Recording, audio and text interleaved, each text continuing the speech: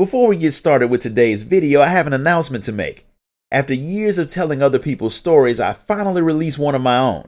My novel Eternal Reign is available now in both ebook and paperback format for those of you who are like me and prefer to collect physical media. You can grab a copy right now on Amazon through the link in the description of this video. And now back to our regularly scheduled program. 7 years ago, a group of people with powers called conduits appeared. And since the government would never let people run around with powers unchecked, the Department of Unified Protection was made and given the mission of capturing each and every one of them. After 7 years, it looks like all of the conduits have been rounded up, so the DUP is in the beginning phases of being shut down and transferring all of its control of their prisoners to the military. And at this very moment, the first set of prisoners are being transferred out of Curtin K Station so they can be sent to an army prison, which is of course going to go perfectly according to plan. Delson Rose, a young man who spends way too much time doing things like defacing billboards of his brother, who was recently elected sheriff. He's clearly bad at the whole crime thing because his brother pulls up and sees what he's doing pretty fast. Lucky for Delson, there's a party at the Longhouse nearby, so he has the opportunity to sneak over there to set up an alibi. He must have forgotten that people were in the building that he was spray painting because he gets caught by Betty as soon as he gets back inside. Lucky for him, he knows her, and since she's used to him doing nonsense, she's nice enough to not rat him out to his brother. What he also forgot was that his brother has a car, so the man beats him to the Longhouse and does the typical big brother thing of fussing at his little brother about the fact that he keeps finding ways to make himself get arrested. Delson gets bailed out of Reggie's lecture because a prisoner transport crashes right next to them, and some of the people get out and run away.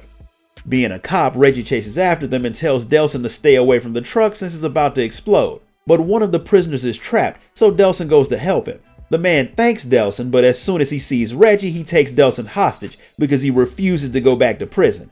The guy's a conduit who can control smoke, and he fires some at Reggie, which makes Delson grab his hand. Somehow, touching the conduit while he's using his powers shows Delson some of the man's memories, right before he passes out. When he wakes up, something else has happened to him too. He's copied the conduit's powers. The change freaks him out and he goes looking for his brother who chased off after the prisoner. He really shouldn't have done that since the guy has superpowers that he uses to pin Reggie under a car. Delson's new powers lets him free his brother, but realizing that he's a conduit is not sitting well with him. Reggie helps him calm down and he promises to help him fix his condition, but first they have to stop the escaped prisoner before he hurts the people of their tribe. It's not hard to follow the guy since he's leaving a trail of destruction behind him. And while Reggie doesn't want Delson to use his powers since conduits are all labeled as bioterrorists, using them is the only way that he can get to the guy before Betty gets hurt. The conduit had set Betty's building on fire as a distraction, but he didn't know that anyone was in there. That's irrelevant because as soon as Delson sees him, he attacks the man, which causes him to see a much clearer picture of the guy's memories. His name is Hank, and he's pretty much been a criminal his entire life. He's broken out of jail plenty of times, and once he got his powers, he wreaked a lot of havoc until the DUP caught him and locked him up. They have a way to block the powers of a conduit, and their leader, who's a woman named Augustine, ran a lot of tests on the prisoners. With them moving their prisoners around so much, it was only a matter of time before Hank had a chance to escape, and his moment came when they were transporting him and 2 other conduits on that truck that he made crash. When their connection breaks, Hank lets Delson know that it wasn't his powers that showed him the memories, but Delson's own. Which means he's really a conduit, and Hank hadn't given him the powers. So if he gets caught by the DUP, he's going to the same prison that Hank escaped from. Hank does not plan on waiting around to get caught again, but Delson's not letting him leave until he undoes whatever he did to him, so the two start to fight. Hank gets away, but Augustine is right outside, and she locks him up in some stones with her powers so her troops can bring him back to prison. She didn't see Delson using any powers, but when he calls Hank a conduit instead of a bioterrorist, he makes her start to question him. Since he had been in the building with Hank for a while, she wants to know if the man told Delson anything. Telling her anything would lead to her finding out what he is, which would be pretty bad, but Delson, being someone who's not smart enough to be quiet, wants to know why a conduit is hunting other conduits. The fact that he's brave enough to question her makes Augustine think that he's hiding something, so she resorts to a bit of police brutality to get him to talk. When that doesn't work, she decides to torture Betty, so Delson comes clean and tells her that Hank turned him into a conduit and that's what he was hiding. Since that's not how people become conduits, she doesn't believe him, and she uses her powers on both Delson and Betty until he passes out.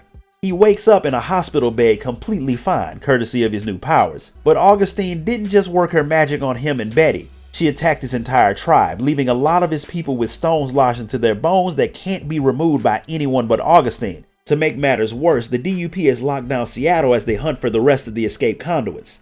None of Nelson's people blame him for what happened or for the fact that he's a conduit, but he does blame himself, and he plans on fixing it.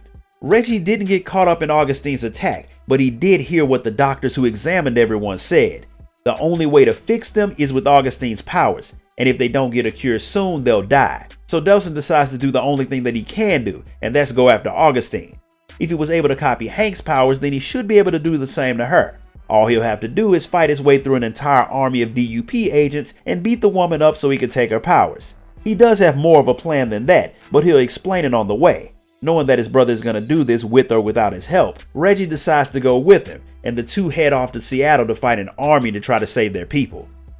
And that's where we're going to stop for today. If you enjoyed this video, be sure to like it, comment, share it, and subscribe. Donate to the channel if you can, and I'll see you all next time.